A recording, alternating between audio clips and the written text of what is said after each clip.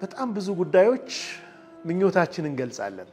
በሚያምር ቋንቋም ልንገልጽ እንችል ይሆናል። ከጓደኞቻችን ጋር ከቤተሰቦቻችን ጋር ስንሆንም እኔ መሆን የምፈልገው እንዲህ ነው እንላለን። በግል ዒባዳችንም ላይ የምንላቸው ውሳኔዎች አሉ። የምንላቸው በምላሳችን የምንናገራቸው አሉ። ኢንሻአላህ ፈጅር ጀማዓ ሰላት አያመልጠኝም፣ ኢንሻአላህ በየቀኑ ቁርአን እቀራለሁ፣ ኢንሻአላህ እንዲህ አደርጋለሁ፣ ኢንሻአላህ እንዲህ አደርጋለሁ፣ መልካም ስራ አደርጋለሁ ብለን የምንመኛቸው ብዙ ጉዳዮች አሉ።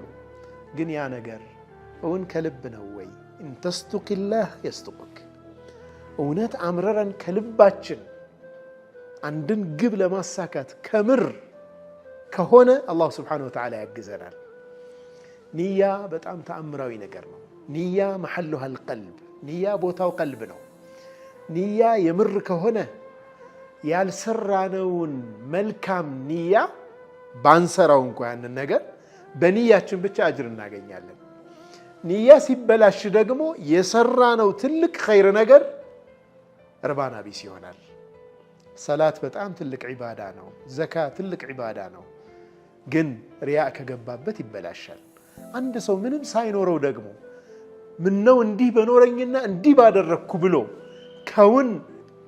ከእውነት ማለት ነው ከምር ከልቡ ከሆነ ያንን ነገር የሚመኘው አላህ ስብሓነሁ ወተዓላ ያን ንያውን አላህ ያሳካለታል፣ ይፈጽምለታል። ባይሰራውም ደግሞ አጅር ያገኝበታል። በነቢዩላህ ሙሳ